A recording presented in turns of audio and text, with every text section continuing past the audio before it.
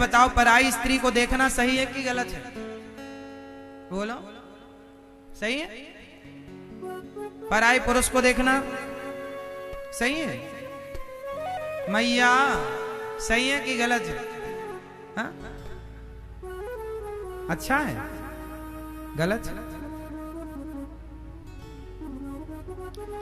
अच्छा, हमारे देश में ना इसे गलत कहते हैं कि पराई स्त्री को देख रहा है, पराई पुरुष को देख रहा है। विदेशों में क्या है? वहां तो देखते हैं, वहां 18 साल की लड़की हुई, 18 साल का लड़का हुआ, आजाद हो जाता है, जहां मन करे वहां जाए। बताइए, सभ्यता क्या है? सभ्य लोग कौन है? जो अपनी पत्नी के सिवा किसी को ना देखे वो लोग सभ्य हैं, या जो अपनी पत्नी के सिवा भी सबको देखे वो लोग सभ्य हैं? बोलो, क्या ख्याल है आपका? सभ्यता कहां है? हमारे देश में। हमारी संस्कृति, हमारी सभ्यता इतनी श्रेष्ठ है, दुनिया उतारे जीवन बदल जाए। आज आप लोग परेशान क्यों हैं? आप अपनी संस्कृति, अपनी सभ्यता, अपने संस्कारों को छोड़कर पश्चिमी देशों के संस्कारों पे आप डूब रहे हैं, उस कल्चर को अपना रहे हैं, इसलिए आपके जीवन में दुख है, परेशानियां हैं। संस्कारहीन व्यक्ति, पश्चिमी देश, पश्चिमी सभ्यता। अच्छा ये बताओ, सूर्य भगवान किस दिशा में डूबते हैं?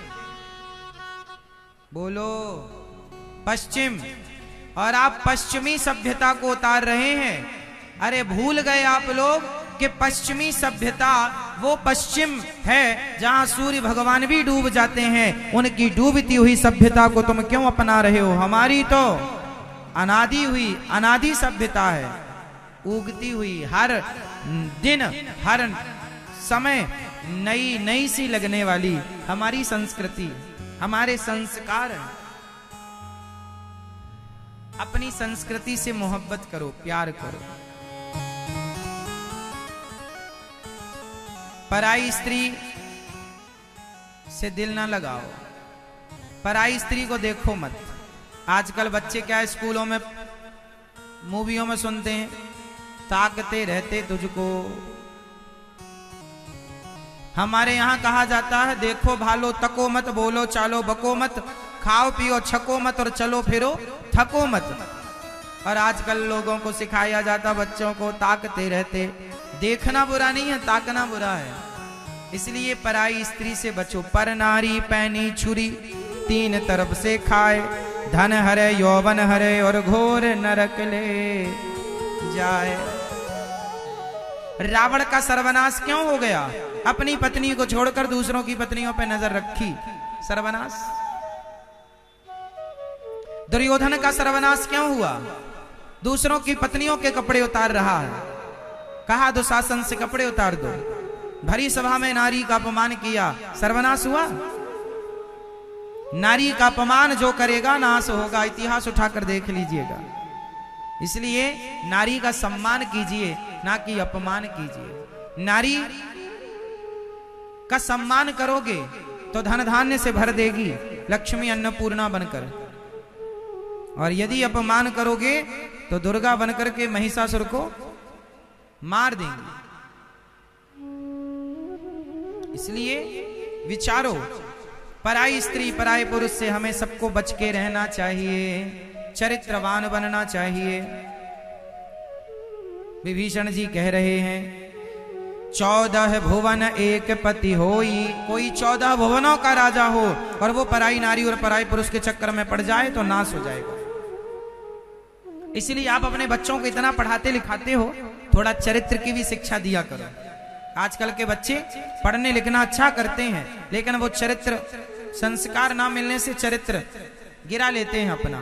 किसी स्त्री, किसी लड़की लड़कों के चक्कर में, लड़का लड़कियों के चक्कर में पढ़ करके अपना बिगाड़ कर लेते हैं। इसलिए चरित्र जरूरी है। आपका कैरेक्टर अच्छा हो, आपका चरित्र अच्छा हो। हमारे यहाँ चरित्र ही तो धन है। राम चरित्र सुनवे को रसिया। राम जी जंगल में थे, राम जी के पास कोई दौलत तो थी नहीं, दौलत तो रावण के पास थी। रावण के पास दौलत थी और राम के पास चरित्र था। उस दौलत पर चरित्र भारी पड़ गया। देख लीजिए आप, सोने की लंका पर क्या भारी पड़ गया? रामचरित्र। राम के पास क्या था? ना घास की कुटिया भी तो नहीं थी अच्छे से।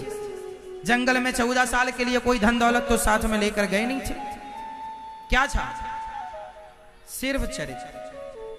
चरित्रवान व्यक्ति सब कर सकता है और चरित्रहीन व्यक्ति कुछ नहीं कर सकता। इसलिए चरित्रवान बनो। आप किसी और से आंखें मिलाओ ना मिलाओ, अपने आप से तो आंखें मिला सको। इसके लिए आपको चरित्रवान होना पड़ेगा। आप सबसे झूठ बोल सकते हैं, खुद से कैसे बोलेंगे? खुद के लिए, खुद की आंखों में खुद की आंखें डालकर देख सको, आप खुद से तो आंखें मिला सको, उसके लिए चरित्र चाहिए। कैसा चरित्र? राम जैसा।